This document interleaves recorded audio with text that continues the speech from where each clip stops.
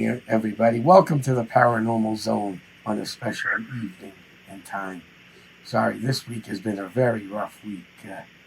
What could feasibly have gone wrong this week has gone wrong. So we're doing this week's show on Friday. We will be back on Monday with another great show. So welcome to the Paranormal Zone. The Paranormal Zone is set up to talk about UFOs, UAVs, Bigfoot, cryptozoology, the paranormal, and anything that goes bump into the night. We like to bring in people with different backgrounds and different beliefs in all these subjects, so you get a well-rounded and a well-versed education about what goes bump in the night or what doesn't go bump in the night. So without further ado, I'll quick programming note. Bob's going to be out on assignment for a short time. So it's going to be me with special co-hosts coming in the next couple weeks. So just keep an eye on for that. So without further ado, tonight we're going to introduce Alicia with Which Way to the Paranormal. Is that correct? That is correct, yes. Well, welcome, Alicia. How are we doing tonight? I am fantastic. How are you? It's beautiful out there. It's raining here at the James R. Ross Memorial Studios in the podcast room. What do you got going on down there? Anything exciting? We have plenty of rain over here as well. Oh, good. But I hear up here we're going to be getting some dandruff tonight, so we'll see what happens. Fun. Right. There's at least 3 inches of it, but we'll see how that goes. So, yeah. I've interviewed a lot of paranormal teams before with a lot of cool names, I have to say. Okay, been doing this a long time. Yep. But this has to take the cake for the coolest name. Which Way to the Paranormal? Before we get into what you do and your background and your past and everything into the paranormal, how did you come up with such a cool name? Honestly, I'm not 100% sure. I have like a scatterbrain and things just come to me. And I think I saw something where it was like, which way are we going? And I'm like, whoa. I'm like, wait a second. Which is spelled different ways. Like there's different meanings for which. And I was like, and I'm a witch and I like the paranormal. So let's put it this way. Which way to the paranormal? So it's like, it can mean different things. It can mean my way to the paranormal because I'm a witch, or, which is different, witches' ways to the paranormal. I don't know. It's something that just popped in my head one day. Well, I guess it happens to all of us that way. That's how I got Essex County. Driving back from a case one night, I went, with a team that I worked with one night only. I actually didn't even work with them. I just went on a case, didn't like what they were doing and left. And when on the way back, it's time to start my own. Yeah. And since Essex County came to me quickly because where I live is Essex County, so that made the most sense at that point. But all right, so we now know how you came up with the team. How long have you had this team for? It's just me, myself, and I, and it's been about 2 years. So you have 3 people working with you. That's good. Yeah. You can't get yourself in trouble when there's only 3. Yes. You have you. Yep. You have yourself. That's correct. And you have Irene. So you're perfect. Yeah. Yes. Can't get yourself in trouble that way. No. And you always guarantee 3 people will show up to a case. That is correct. All right. So how did you get involved in the paranormal? I got involved in the paranormal, I want to say it was a long time ago. I was about 9 years old when I had my first experience with a spirit. I was at my great aunt's funeral, and during the burial for her, I saw something flash in the woods behind the cemetery, and I was like, oh, maybe it was a deer. And then I heard whispering behind my back, and when I turned around, it was a face. It was like a head, like if it was being suffocated. and it scared the bejesus out of me. Being only 9 years old, I started hysterically crying, and everybody thought I was crying because my great aunt is being buried in the ground. Right. After that, I started asking questions. And my mother, I come from a Roman Catholic family, and then we converted to Christianity. So they weren't really big into the like spirits and stuff. But my mother has an open mind, and she would tell me, well, this is, you know the scary movies you watch? I'm like, yeah. She goes, well, it's, sometimes they're based on people's experiences with the afterlife. And then after that, I just started getting curious and watching more movies and seeing more about paranormal. And when I was a little older, I found out, people actually do this, and they go out and they investigate locations that could potentially be haunted. And I started watching like Ghost Adventures and Ghost Hunters and like Paranormal State and stuff. And it got me intrigued. So I was like, you know what? I feel like I have thick skin. I'm going to go ahead and see how I can go do this. And I started, I don't advise this, but I did, I was breaking into like abandoned buildings to try to do this. I did get caught a couple times, but I would get some evidence, and I'm like, okay, now I need to really like do this legitimate. And I started asking around, and I would go with other teams that would be exploring other like potential haunted places. And then I was like, I need to do this on my own. So that's how I got into it. It all started when I had my first encounter at a cemetery. Oh, so that was about 13 years ago then. Okay. Oh, yeah, we'll say that. All right. So that's good though. That's excellent. Yeah. So outside of that one particular incident, that got you thinking, at your parents' grave. Are you able to see things, feel things other than that, or what do you? Or yes. So what do you consider yourself a psychic or a medium or any of that stuff? I do not consider myself like a psychic or a medium. I consider myself sensitive. I can feel certain energies and auras. Like if I walk into a room, I'm pretty sure everybody can do that. You walk into a room, I can feel like the type of energy that's in the room. But also, and a lot of people, when I mention this, a lot of people look at me like I have three heads. I can actually see guardian angels.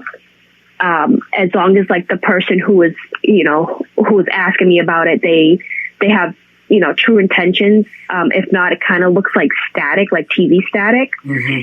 And I've mentioned to people that I've never even met before in my life, I'll describe their angel to them. I'll let them know who this guardian angel is, and they'll be like, oh my God, that's my mom, that's my aunt, that's my grandmother. And it's like, I've never met them before in my life. And I will describe this person to, the facial features, the color hair, the height, and they get amazed and they're like, wait a second, how would you know that? It's like, I don't. I mean, I have Facebook, but I don't know who you are. I don't, I'm meeting you for the first time. And it comes like when I approach a person about it, I read them first. Like I'll look at them and I get a sense of, okay, they might look at me funny, but then they might actually accept what I'm telling them. Because there have been people where I'll be like, you do have a guardian angel, but I unfortunately cannot tell you their features because you're not, you don't have any intentions on me reading you, like you're blocking it. And they'll just look at me like, okay, you're full of crap. It's like, okay, well, a lot of people are entitled to their own opinions and a lot of people have their own beliefs. And half the time people believe their guardian angels are like Saint Michael or, Saint Anthony or whatever it is. And most of the time it's not. It's somebody from either their past life or from their past.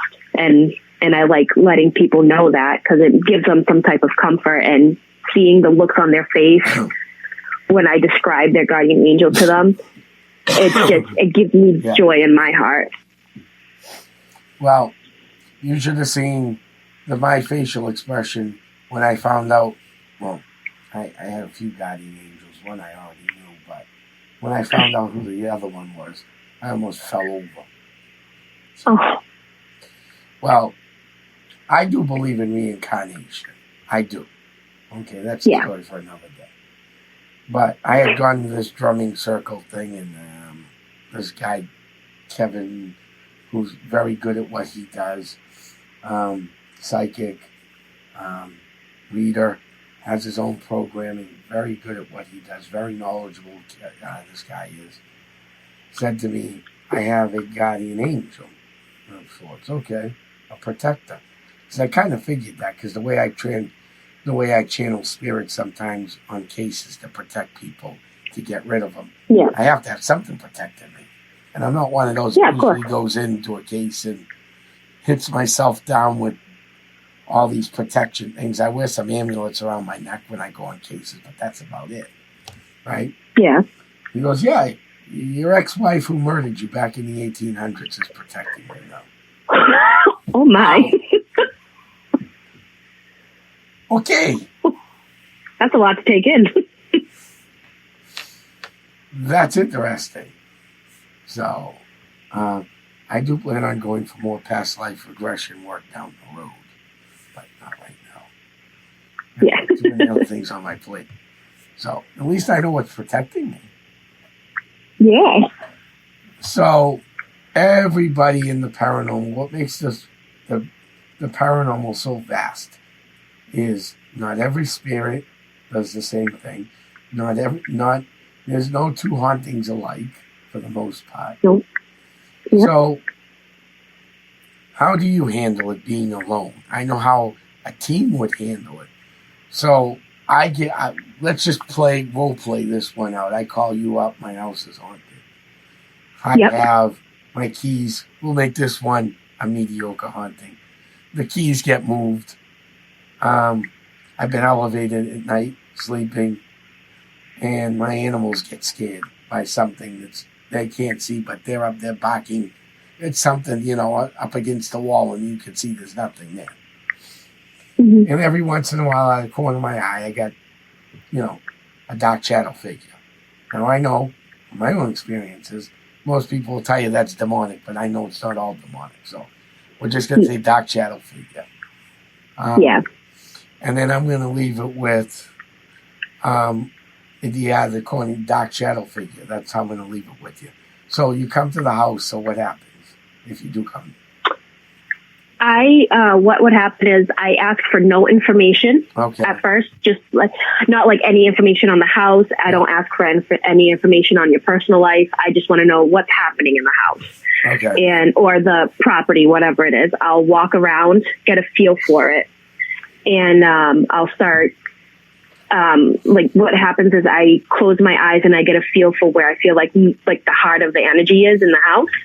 And I will find my way moving towards there. And then I will, I bring my own little equipment. I bring sage, I bring holy water, and I bring, certain crystals that I love to have a little, satchel for the homeowner. I'll give it to them to put around their house. I bring, something called black salt that some witches use. And I bring something called, moon dust. And I feel like a lot of that helps out with trying to clear it. It doesn't, every time I do something, it doesn't get rid of it per se. It just clears it up for a little bit. And then I tell them what to do afterwards. I instruct them how to clear it for a little bit. Everybody says, cleanse your house once a month to get rid of the negative energy that may have entered your house. That's basically what I'm telling them to do.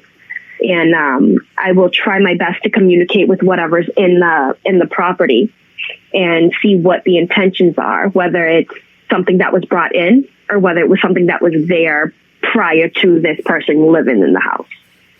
I had an experience in Bellingham. I went to a home where their neighbor actually kept bringing the negative energy into the house, and the homeowners didn't understand it. They couldn't tell what was happening. And I met the neighbor. She was there when I was do my walkthrough and trying to get a feel, and all of her around her was just all black and negative. And once she left the property, it was a little clear, but there was a trail of negative energy around the house. So I did clean it out, and I told them, do not allow her back in your house because she has ill intentions towards you, and she is what's bringing this negativity into your house. And after that, I was told that it has cleared out because they did not allow her back in the property and they haven't had any issues. So it's more or less what I do is try to clear up the energy more than, say, hey, it's a big haunting. You just want to clear up what's going on first and, establish that it is a haunting that's in the property or a haunting that somebody has brought into the property. Okay. So that's how that's a good way of handling it. Now, do you have any electronic equipment or no equipment at all you use? Sometimes I'll bring my EMF detector, and my voice recorder. I always bring my voice recorder. I don't listen to the recordings right then and there. I leave it recording, and then at the end of everything, I will take it back to home and I'll listen over it to make sure I heard, I heard it properly and nothing with no distractions. Because one of the first times I did just try to listen to my recordings while I was at a property, the homeowner was like, "Do you hear anything? Do you hear anything?" And I couldn't really concentrate. And so I like to have it in my own private time to listen over. And if I caught something, I would let them know, hey, this is what I found, and I would send it over to them. But yeah, no, I'll bring, I have my EMF detector. I have a thermal imaging camera, but I accidentally broke it, so I don't have that anymore. But those were the main ones I would bring: is a voice recorder, an EMF detector, and my thermal imaging camera. Oh, those are good ones. I mean, voice recorders are going to get it. You don't have a regular camera. Oh, you can use your cell phone now. I do have a video camera, but it's one of those cheapo ones I got off of Amazon. It's not that fantastic, so I'm trying to get a better one. All right. How about no? I'm talking about a point and shoot camera. You use your phone for that stuff, right? I imagine. Oh yes, yeah. I still have a 35 millimeter camera I use. We use audio recording devices, and we have a whole bunch of equipment. We're pretty heavy tech. Yeah. I do work with psychics and mediums, shamans when needed, demonologists when needed, but for the most part, that's what we try to do. Now, I know when we talk to, it doesn't matter whether UFO people, crypto, or ghost people. If you can't answer the question, we understand. And our listeners across in Europe, Asia, South America, the old Soviet Union, they all understand. Outside of the incident that happened to you, your great aunt's funeral, did you have anything else happen to you while you were out investigating somewhere that might be interested that our listeners might want to hear? Yes, something very, very interesting. I do not want to disclose the location, just because the town is not. The town knows what happened, but they're not too fond of what happened. This was about 2.5 years ago. I volunteer. I help out with certain historical houses around Massachusetts, like South Shore, Massachusetts. And I was at a location. They always say it happens in threes. And at this location, it happened in threes each time I went. The first time that something happened to me, I was on the top floor. And I was by myself just getting a scope of the place. It's my first time in this location. And I was on FaceTime with my cousin. She's very interested in doing this paranormal thing, but she's kind of scared of it too. So I was just showing her around. I'm like, isn't this place really cool? And then I thought I heard somebody come upstairs. And I'm like, oh, nobody's supposed to be here yet. They're supposed to be waiting down in the main floor for everything to start. So I walk around. I'm like, hello? Is anybody up here? And she's on the phone with me, and she's like, is anybody there? I'm like, no, I don't see anything. And then clear as day, we hear a man go, you can leave now. And I said, oh my God. And she's like, is there a man up there with you? I'm like, no. And it was just like a raspy, you can leave now. And I was like, oh my goodness. And I said, oh, wow. Okay. So I left the top floor and I went down and I asked the woman who does the, who she runs the programs, the whole investigation. Yeah. I was like, was there anybody in the house? And she goes, no, nobody's here yet. They're all, everybody's waiting outside because we need to see their tickets. And I'm like, oh, okay. So that was interesting. The second time I was there, it was again on the top floor, and I was actually with the woman who runs the investigations. And we're walking through, and we were going to go through this cedar closet. I come up towards the cedar closet, and it feels like I'm coming up against the wall. And I said, "Oh my God, I can't move." She goes, "Are you okay?" I was like, "No, I can't move." And then all of a sudden, I was pushed clear across the room. And she was like, "Oh my God, your feet lifted off the ground." I was like, "Yeah, no shit. I'm like on the floor. I was pushed." And she was like, "Wow, I can't believe what I just witnessed." I was like, "Yeah, I just felt it." And then we leave the top floor and we go down, and there's red marks on my shoulders, like clear, like somebody pushed me and left a mark on my shoulders. So I was like, okay, all right, let's try not to, piss anybody off. But this location, they were a very religious family that owned the property, and me being a witch and I like to get results, I was poking the bear, and I said, hey, how do you feel? There's somebody who doesn't, follow your word, your word of God. And, I do my thing. I'm a witch. So the third thing that happened was actually caught on video, and I have not seen it, but my husband and my best friend has, and they were scared out of their pants. This third thing that happened, I was by myself in the dining room using dowsing rods and a pendulum. My pendulum had a pentagram on it. And I had this urge all of a sudden to go upstairs to the third floor. And I'm like, okay, I need to go up to the third floor for some reason. So I collected my stuff. I got my way upstairs to the third floor, and at the far end of the building, there was a group of people in there. And I had my pendulum flat in my hand, and I'm standing in the room, and I hear somebody maniacally laughing. So I go to turn to ask. It was a mother and a son duo. I asked if they were laughing, but as I turned, my pendulum lifted and slammed down to the ground, and it was hardwood floors. Scared the Jesus out of everybody. Everybody jumped, and I was like, I'm sorry. But I saw the chain. I lost you. Oh. Hello? Yeah. Okay. You got me? I got you back. So the last thing I heard was the pendulum hit the floor. Yeah. I saw the chain of my pendulum lift, and it slammed to the floor, scaring everybody because it was a loud noise.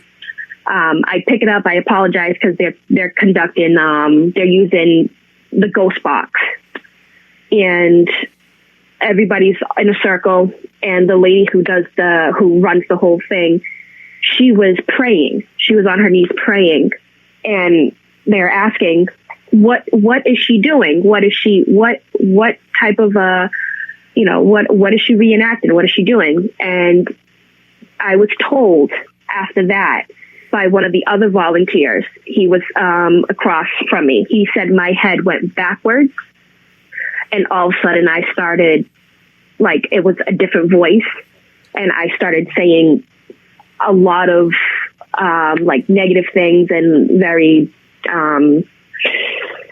I was swearing a lot, pretty much, calling myself in the third person a heathen, and I am the devil's mistress, and I need to be punished for my sins. And this other volunteer, he's a big guy, he's about 6'3", huge dude. He said he was trying to hold me down, and I had the strength of 5 men. And when that happened, there was another volunteer. He was recording, just going around the house recording, and he said he heard commotion, and he turned his camera, and that's when he caught the whole thing happening. I don't recall anything, but then they said I was doused in holy water and escorted from the top floor, and then I snapped out of it, and I was like, I don't even know what happened. They pretty much said that I was completely different. My face features were different. My voice was different, and I just was not myself. I asked the other volunteer who recorded it, I asked him to send me the recording, the video, and he was hesitant. He's like, I don't know if I want to. I was like, I would really appreciate it. And I asked him to send it to my husband because my husband wanted to see what happened. So he watched it, And then he sent it to my best friend and she watched it and they both were like, maybe you should cool it because this is not cool. Pretty much what happened to me, I got possessed while I was in the house and I have no idea. Like, I have no idea that it happened. I just recall going upstairs, hearing the maniacal laughing, and then being escorted downstairs, being drenched in holy water, which that kind of like made me regret poking the bear and like teasing. So I don't do that anymore because I don't want anything to follow me home. I don't want anything to attach itself to me because I have children and I don't need my children to be around anything like that. No. That's interesting. Now, do you think what happened at that location, okay, to change the way you did everything for the right reasons, do you think that was possession or do you think you might have channeled that? Because that might have been a channeling situation. Oh, you know what? Where channeling, you channel the spirit inside your body, because I do that. That almost sounds like channeling what happened to you. You still it does actually. Something that negative, that's for sure. But it sounds more like channeling than it actually does negative possession. Yeah. Oh, yeah, I have to agree. Yeah, I believe that must have been channeling. I mean, go back and look at the video and see what you're doing in the video. Forget everybody else around you yelling, screaming, and praying.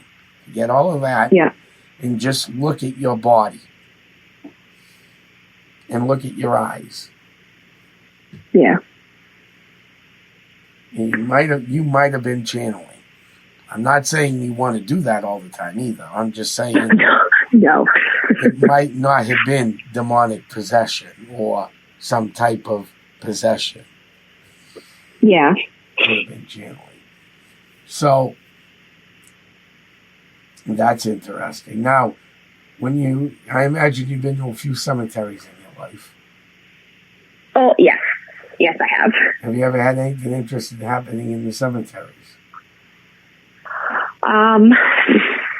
One cemetery I actually found on mistake. I took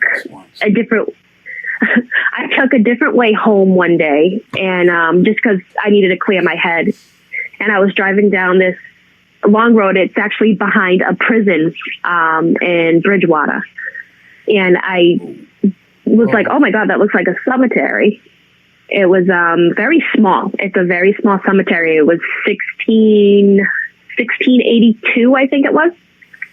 And I took my ghost box out. And when I was leaving, I was like, I came with nothing. I leave with nothing. I have nothing but the utmost respect for you and your resting space. And on the ghost box, it was like, as do we. We appreciate you. I was like, oh my God, no way I just caught that. It was insane. But it was... There was a couple of cardinals around the cemetery, and I'm like, wow, they're really vibrant. And I was like, I know sometimes cardinals represent spirits. And I was just sitting there. We were kind of, one of the cardinals and I were just looking at each other, and then all of a sudden I hear like rustling behind me. And I go and I look and I'm reading one of the gravestones and I'm like, wow, that's really interesting. Funny. I thought it was pretty funny. They had the same birthday as I did, but a couple hundred years before I was born. So I was like, oh, that's a coincidence. I felt kind of like a little bit of a connection, but I'm like, it's just coincidental. Right. September people born in September all the time. September's a popular month to be born in. So I'm looking, I'm like, wow, we're both Virgos. I love this. And it was just, I never got anything like nothing negative in the cemetery. I felt welcome there, and it was very comforting to be there, I should say. And it was really weird because this cemetery is in such disarray. It looks like it's not being upkept, and it's everything's falling apart, and it's kind of sad. But I do visit from time to time, and I try my best to clean up as I can. But I don't know if the town appreciates that because it's old and I don't want to damage anything because it's just little old me doing my own thing. But that's one of the cemeteries there had to be maybe 20 graves there, about 20 or 19. It was very small. I think it was a family plot, but it was pretty cute. So I like to go back there because nobody else knows about it, and I won't get interrupted by randos. So, well, that's the most important thing, because cemeteries just happen to be a harvest for vandals. yeah, Every time I read a cemetery getting harvested or vandalized, I'm not usually happy about that one, because I run a cemetery that is in rough shape, that I took over with the board. My board has been great. They've done a lot of great work, a lot of great community input, thanks to my board vice president and of that organization. And it's coming along really well. But every time I read in the paper another graveyard got vandalized, what they should be forced to do, these kids that vandalize graveyards, I have the perfect solution. They go fix it. Yeah, they should. But, here's the but. They're not allowed to use modern day equipment to fix it. I like it. They actually have to use a shovel and dig and straighten things up and get taught how to glue the stones back together. And then they got to cut the lawn. And I don't mean go get a lawnmower and push a mower either. But I would like to see those kids at damaged cemeteries. I remember when I was a young little lad growing up in the village, my grandfather had this thing called a scythe, or a sickle. Yep. That's that big little thing that you swing back and forth, and that's how you cut the lawn. That's how they need to cut the lawn. I agree. I like that. Old school. Fix the stones, cut the lawn, and take care of the graveyard. That should teach you a lesson. A valuable lesson. Don't damage people's last resting stones. Yeah. Because it's very sad. It is. It is extremely sad. So, now, the team's name is Which Way Paranormal. We've talked about the paranormal a lot tonight, but we really haven't concentrated on you as a witch. Yeah. So, how old were you when you realized you were going to follow this path? And what's it mean to be a witch for people who are sitting home going, I get them confused between witch, Wiccan, and there's so many great words out there today. Yeah. I was 12 years old when I realized that this was an actual lifestyle. I always, like I said, I was baptized, had my first communion in the Roman Catholic Church. And after that, we did go to Christianity. I have a Hispanic background. I'm Puerto Rican. And we were big with the Christian church. We went to church about almost 5 days a week. It would be Saturday, Sunday, Wednesday, and Friday. And sometimes it'd be Monday. And we did, I never felt welcomed in the church. Well, not welcomed. I never felt like peace, like a lot of people do when they go to churches. And I actually came across some tarot cards my mother had. She was interested in something called Santeria, which is a form of like witchcraft, but like Spanish version of witchcraft. And she was explaining them to me. And then I started watching movies. Movies and shows have a big play in my life too. I saw, I grew up watching The Craft, Practical Magic, Teenage Witch, stuff like that. Yeah. And I'm like, wow, this is something. I'm like, I don't zap my finger and, this person turns into a cactus. But I looked more into it and, there's Wicca, there's paganism, and then there's witchcraft. Wicca is the religion of, is more of a religious type of, practicing. Me, I don't follow a specific way. I do what I feel is comfortable and I feel is right. I do have an altar with, my offerings too. I follow 2 of the goddesses. I follow Lilith and I follow Hecate. She is the triple moon goddess, the mother, the maiden, and the crone. and she's a big play in it too. A lot of witches and people who practice Wicca, they follow her. She's a big main one. A lot of people say she's outplayed, but she's welcoming. And you know how in the Catholic Church they praise different saints, we praise different goddesses and gods. To call myself a witch is something that I'm proud of. When they ask, well, what do you mean by that you're a witch? I'm a witch because I have offerings and I give thanks to like the spirit world, and I feel one with nature and the moon, and that's what basically a lot of women were called when they did more of herbal medicine, and they did a lot of like spiritual things.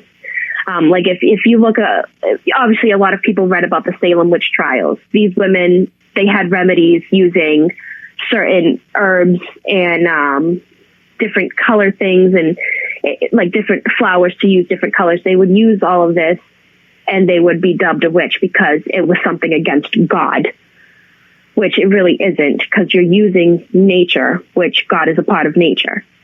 And I'm one myself. I very proudly love to tell everybody that I am a practicing witch. I don't know why a lot of people still hide it. It's not like you're going to be burned at the stake or you're going to be hung, you know. It's something I feel like a lot of people should look into, because then they'll get more of an understanding why there's more and more of us. But you know, like I said, a lot of them are still in like, they hide it. Me, I don't. I have it plastered all over my minivan saying, you know, I'm a witch. You know, you have questions, hit me up. I'm not afraid of it. It's nothing to be afraid of. A lot of people a lot of people think it's one with like Satan and stuff. It has nothing, absolutely nothing to do with Satan or the devil. It's more or less the energies of the earth, energies of people, and working with it, and spiritual guides. Mm-hmm. And I feel like a lot of people should, like I said, should look into it and feel what us witches feel when we're actually practicing and when we're doing spell work and when we're trying to heal people. Yeah, because it's a different way of looking at things. It really is. Yeah. It really is. It'll be interesting. It'll be interesting to see, though, you know, what goes down. Yeah.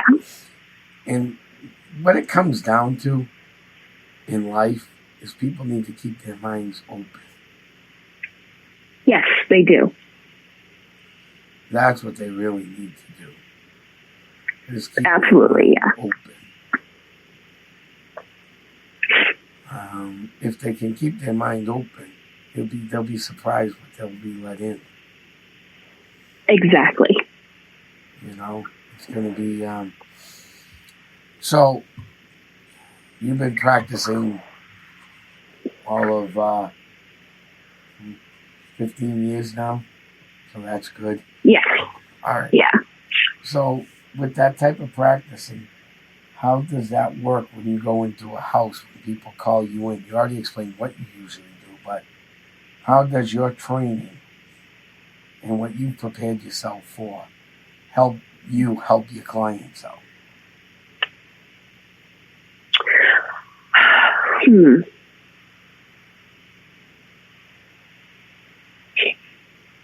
A lot of people, I'm going to say this. A lot of people, when I let them know that I'm a practicing witch, they get a little hesitant. But then they say it's kind of one-in-one with it. And I feel like it helps them out with me practicing is I teach them on what is the proper way to go about things. Like, you know, any Joe Schmo can go to like Trader Joe's or like any herbal shop and pick up a thing of sage, or a holistic shop. Right. You need to know what the proper sage you need to use, the proper incense, stones, crystals, because a lot of places that I've gone and they're like, oh, I went to this shop and I picked this up and she was a real witch and she said that she's an ancient witch from like colonial times. It's like, okay, she's yanking your chain, number one. don't believe in half of that. And I was like, did she charge you for it? Yeah, she told me, this whole little satchel right here was $50, but it's going to clear the energy. I'm like, okay, what she gave you is false. That is not right. And usually when I do house calls, like I said earlier, I have my own little baggie that I fill for the person so that, to clear themselves, clear their house, clear the energy. I don't charge for this. It's not something that I should, I charge for because they're looking for help. They need help. I'm going to give it to them. I'm not going to be like, okay, you got to pay me $200 to come to your house. That's not something I do. No, I agree to that. We don't. Essex County's never charged anybody to go to their house at all. Yeah. At all. Not for this stuff, at least. I mean, if someone wanted me to do a genealogy on the house where I have to go to the library and do research, that's a different story. But I'm going to give you a book with the history of the house. So you're getting something in return. Yeah. But I love it.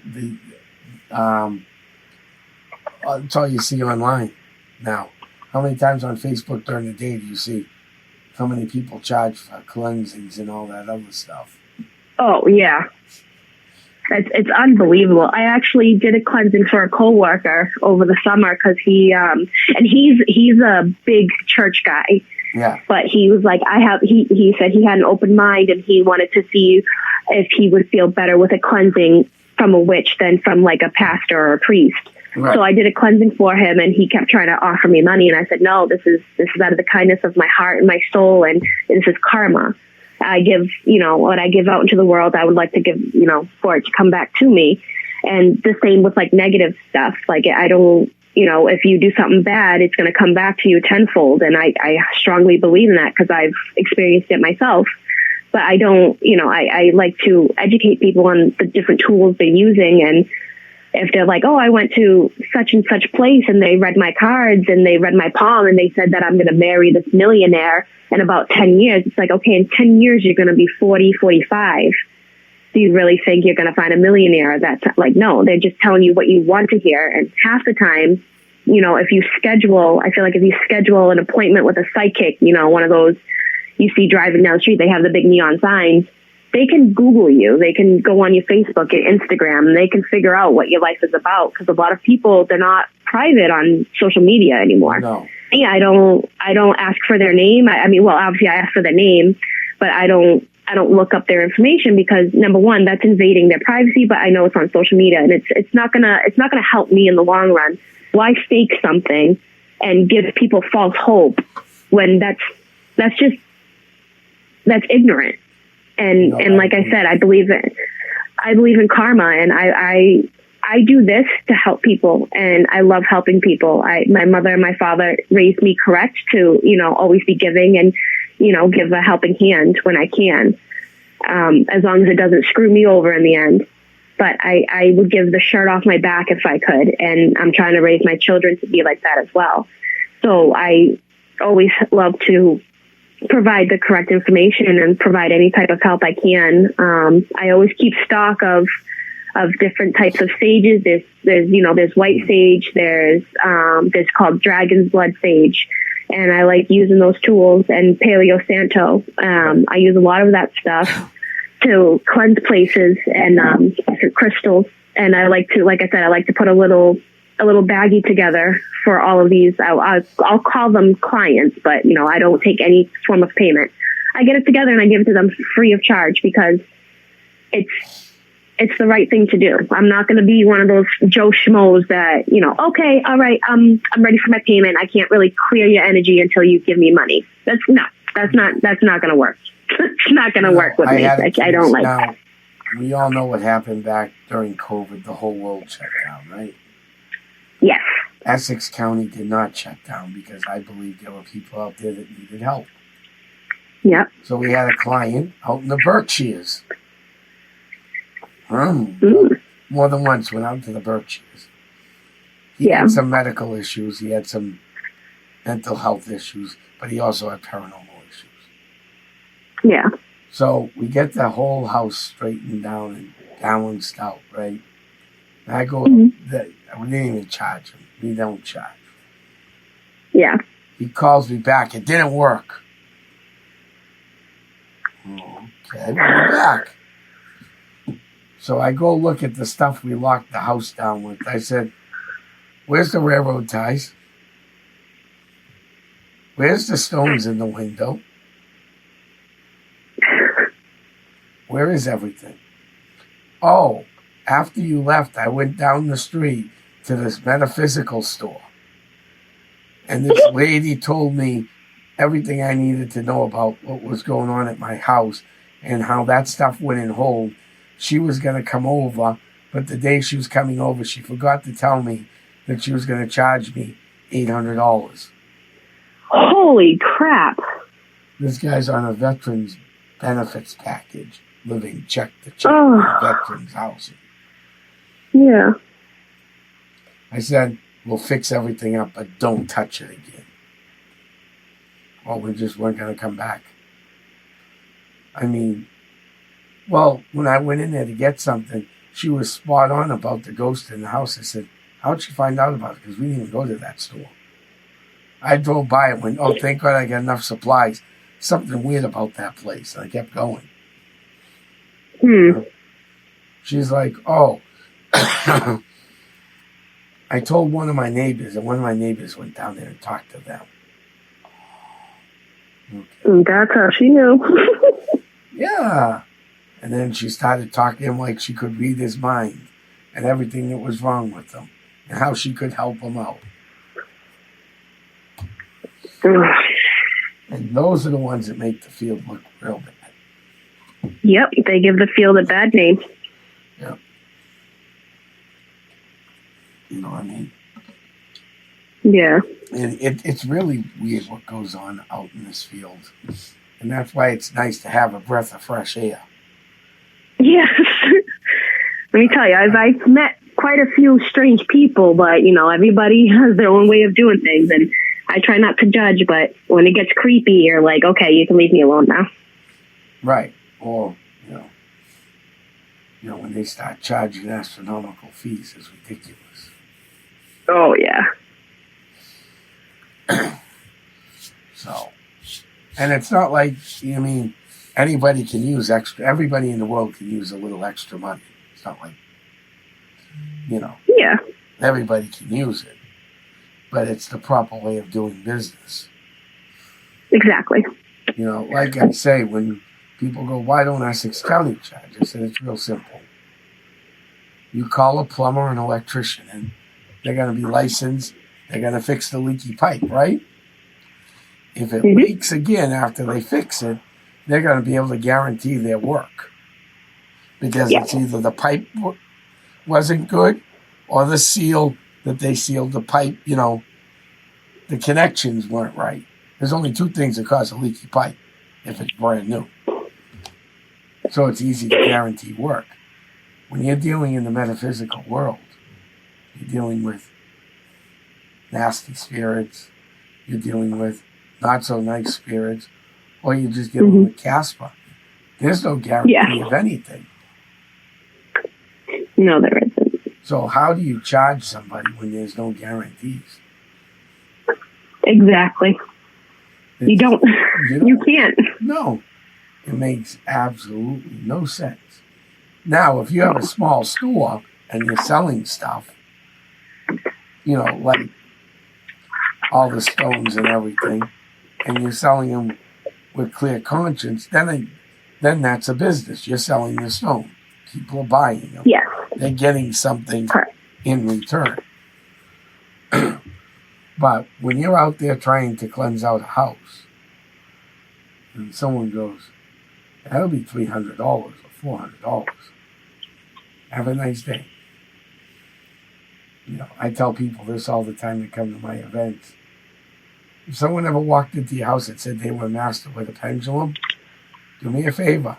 Show them the front door and just tap them a little bit from behind with you. Yes. Because there's no way of mastering a pendulum. I've been using a pendulum for years. And I don't consider myself a master. No. Over 25 years of using a pendulum, I don't consider myself a master.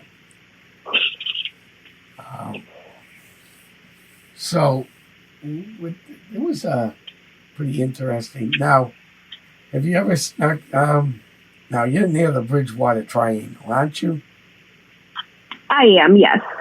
All right. We got a couple minutes left. The Bridgewater Triangle is my favorite place in the world. What was one of your favorite investigations down there that you can talk about? Let's see. My favorite was when I experienced a puckwudgie. Oh, cool. I have to say that was like one of my favorite, just because it's like you hear about them and everybody's like, oh yeah, I've never seen one, I've never experienced it. But for people who aren't familiar with puckwudgies, they're little Native American creatures that, if you're by yourself, they trans you and they kind of take over you. And I was helping at the Oliver Estate. That's actually at the tip of the Bridgewater Triangle, right at the tip. Yep. And there was I was bringing the team members around, letting them know the history of the house. And I was like, you guys are free to roam the grounds. There's a tree out back that's over 300 years old. It's a dead tree, and we get a lot of activity at that tree. So they wanted to check it out, and I brought them that way. And, they always said, don't go off by yourself. I did. Like I said before, I like to poke the bear to get results. And I went off by myself into the woods. I went off by myself into the woods, and I recall seeing something small, pudgy, and fuzzy. And I'm thinking, is that a deer? No, that's too big to be a deer, like fat to be a deer. I was like, maybe it's a beaver or a groundhog.